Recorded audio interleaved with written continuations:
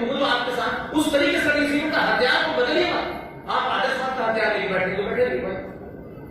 उसका असर देखें कि जहां जहां भी पॉपुलेशन उनकी 30% से ज्यादा हो रही है, वहां मालदा बन रहा है, वहां कैराना बन रहा है, वहां रामपुर बन रहा है, वहां करीमगंज बन रहा है। वहां पर आपके लोग जा नहीं सकते, फौज आपकी जा नहीं सकती, बिजली का बिल लेने जूनियर इंजीनियर नहीं जा सकता। इसलिए जम्मू कश्मीर इसी देश में है, इसी देश में है।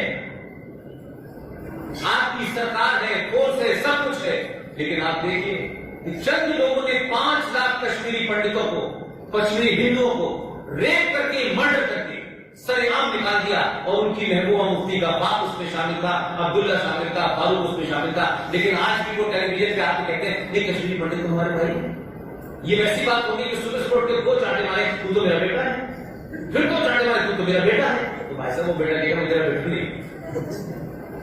ये वो काम हो रहा है, वो मक्कार वो मुनाफिक के साथ कर रहे हैं, लेकिन आप पे कोई फर्क नहीं पड़ता। एक आप अखलाक को मार देती है आपकी भीड़ को, तो वो यूएन तो पहुंच जाती है। और 5.5 लाख कश्मीरी पंडितों को मारकर इस देश के अंदर वो मुसलमान सीना चौड़ा करके टेलीविजन पे भी आते हैं, देश में भी घूमते और कहते हैं कि हमने 7 करोड़ मुसलमान देकर हमने पाकिस्तान ले लिया, अब तो हम 25 करोड़ हैं, अब हम दोबारा से रहेंगे। लेकिन देश में प्रतिक्रिया नहीं होती। हम आप अपने अपने एजेंडे पे लगे रहते हैं, उनकी हिम्मत बढ़ जाती है। इसीलिए 500 कश्मीर इस देश में बन चुके हैं जहां भारत का कानून नहीं चलता।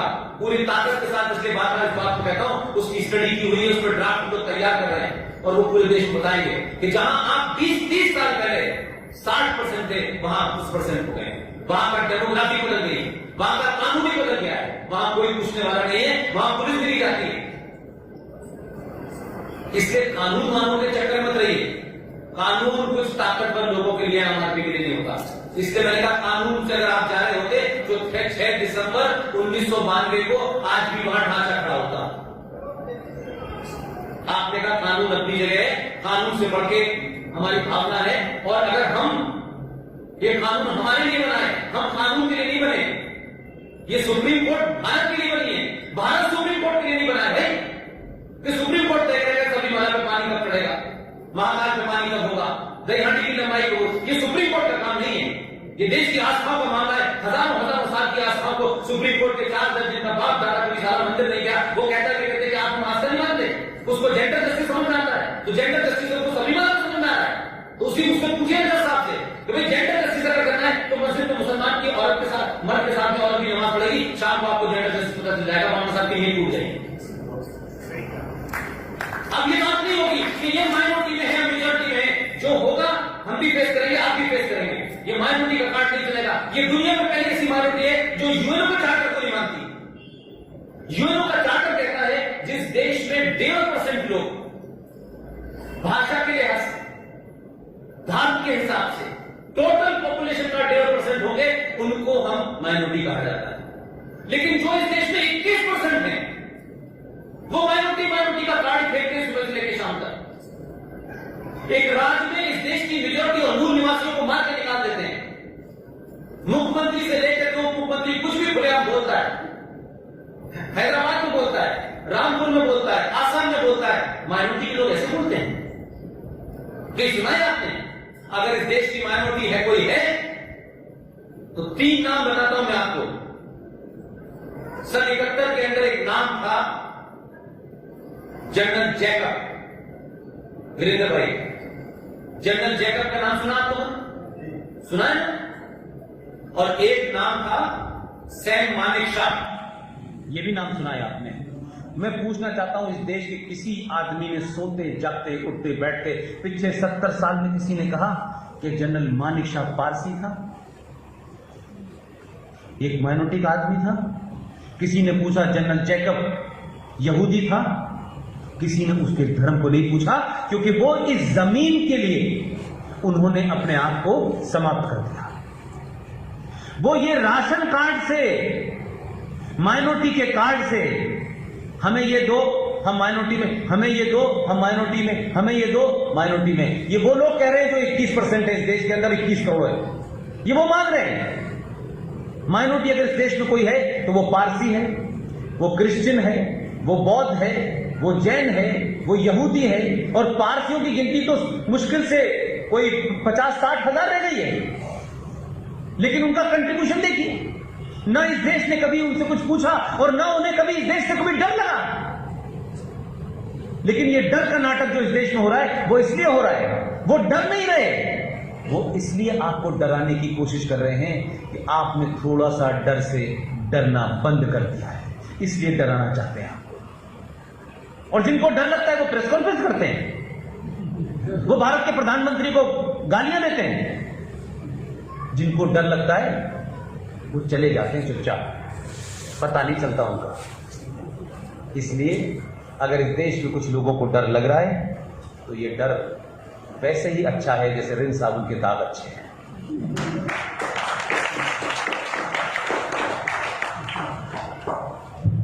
आशय, आप अभी समय आपके पास है तो एक प्रश्न और था जो रास्ते में आपसे आपको जितने प्रश्न पूछने पूछ ले, मैं जब तक नहीं जाऊंगा जब तक लोगों के सारे प्रश्न पूछ। जी, एक विषय पे आपने बड़ा, पहली बार मैंने आपसे सुना अपनी गाड़ी में, आपने बताया कि किस प्रकार से, ये मैं इसका उदाहरण देता हूँ कि जैसे आप आज बाल भी कटवाने जाते हैं तो आपको कोई हिंदू नाई नहीं मिलता, तो अगर आज आपके बच्चे का मुंडन भी कराना होगा तो मुझे लगता है कि कोई हिंदू नाई ढूंढने से शायद हरिद्वार के अलावा कहीं मिलेगा नहीं। देखिए, तो इस प्रकार उनके जो धंधे खड़े होते हैं, उनका जो पूरा नेटवर्क, इसके बारे में बात की थी, कृपया वो बताइए। I got your point. देखिए, ये जो प्रश्न है, ये मैं इसलिए इस बात को कहता हूं कि हम जिन सवालों को उठाते हैं ना, उठाने से पहले अगर सोचें तो आपको जवाब मिल जाएगा। जब आपने बेटा ही एक पैदा किया है और आपको यह है कि उसे आईएएस बनाना है, तो नाई तो बनेगा नहीं बनेगा ना। वो फेल भी हो गया तो भी नाई नहीं बनेगा। जिन्होंने 12 पैदा किए हैं थोड़ी देर के लिए, उसमें से एक सरकार के किसी ऑफिस में क्लर्क हो गया, एक पंचर जोड़ रहा है, एक सब्जी का ठेला लगा रहा है, एक नाई की दुकान पर खड़ा हुआ है। ठीक है, हमारे बड़ों ने और जो समाज को चलाते हैं वो लोग, उन लोगों ने कभी एक बात को रियलाइज नहीं किया, जो जिनके पास सबसे ज्यादा बेरोजगारी होनी चाहिए थी, जो सबसे ज्यादा बेरोजगार थे, जो सबसे ज्यादा अशिक्षित थे, आप सोचिए कि आप इतने ज्ञानी हैं, इतने महान हैं कि उन्होंने आपकी महानता को जीरो कर दिया। उन्होंने एक तरफ कहा कि भाई ये अल्लाह की देन है, हम पालेंगे, बाकी सरकार सब्सिडी देती है, ये आए वो आए देनी पड़ेगी आपको। उन्होंने कभी भी आपको यह एहसास नहीं होने दिया पिछले 30 सालों के अंदर कि दुनिया का कोई टैक्स सब्जी बेचने पे नहीं लगता। और जो आपकी कम्युनिटी सब्जी और मंडियों पे जिनका कब्जा था, बिना बताए, क्योंकि हमारे यहां ढिंडोरा पीटने की बहुत आदत है, बहुत ढिंडोरा पीटते हैं हम छोटी छोटी बात का, इसलिए असल बात काम नहीं करते। पिछले 30 साल में उन्होंने फल और सब्जी मंडियों पे कब्जा किया। हर ठेले पे सब्जी उनकी है। सब्जी का दाम 50 रुपए है तो उसी को तय करना है, 10 रुपए है तो उसी को तय करना है, और ना ही उसको ये बताना है कि ये कौन से मैंने पेटीएम से पैसा लिया है, कौन से जीवीएम बैंक में रखा है। उनकी सबसे बड़ी आबादी जो बेरोजगार थी, जिसके पास कुछ काम धंधा नहीं था, क्योंकि सब्जी तो पंडित जी को खाना है, ठाकुर साहब को खाना है, तो 70 रुपए भी मिलेगी तो भी आप लेंगे, तो खरीद वो आप रहे हैं। और उनका इतना बड़ा तबका जो भुखमरी का शिकार हो सकता था, उसके पास परमानेंट डेली 10-5 हजार रुपए का इंतजाम कर दिया। बाल सबको कटाने। क्या इन चीजों पे हमारी समाज ने कभी सोचा कि हम ये क्या कर रहे हैं, कैसे धीरे धीरे हो रहा है? क्योंकि हम अपने घर और अपनी दुकान और अपने मोहल्ले और अपने जिले से आगे सोचने नहीं चाहते। जितनी भी टॉप दुकानें हैं पूरे बॉम्बे के अंदर, पूरी फिल्म इंडस्ट्री के अंदर, दिल्ली में जितने बड़े भी सैलून हैं, उसका मालिक हिंदू है, 99% मुसलमान नाई बाल काटने वाले हैं। किसको रोजगार दे रहे हैं? दुकान पंडित जी की 20 लोगों को रोजगार मिल रहा है और उनकी तनख्वाहें अच्छे को नहीं मिलती हैं, 60,000, 65,000, ये उनकी तनख्वाहें। कोई इस तरीके से अपने उस समाज को, जिनको वो कह रहे थे कि वो अल्लाह की देन है, इतनी बेहतरीन नौकरी दिलवा सकता है?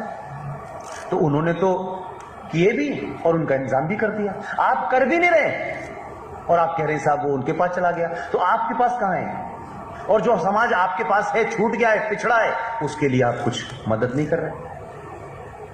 इसलिए मैंने कहा भाई, आप सामूहिक तौर पर जब सोचेंगे तो आपको पता चलेगा कि आपने अपनी कमियों के कारण, अपने आप से अलूफ होने के कारण आपने दूसरे को मजबूत कर दिया। अब दूसरा मजबूत हो गया तो वो तो वही करेगा जो उसको करना है, वो आपसे पूछ के थोड़ी नहीं करेगा। लिहाजा महबूबा क्या कहेगी, मुफ्ती क्या कहेगा और आजम खां क्या कहेगा, वो तो वही करेंगे, वो एजेंडे पे है। उन्होंने कभी नहीं कहा कि हम अपनी किताब के खिलाफ चले जाएं। वो कहते हैं हमारी जो किताब में लिखा है हम उसको शब्द सा शब्द मानते हैं और हम इसके अलावा किसी के लिए कुछ कह सकते हैं। अब किताब आपने पढ़ी नहीं, आप ही कहने लगते हो कि सभी धर्म एक से हैं, सब किताबें शांति का मैसेज देती हैं। किसी ने कुरान पढ़ा है?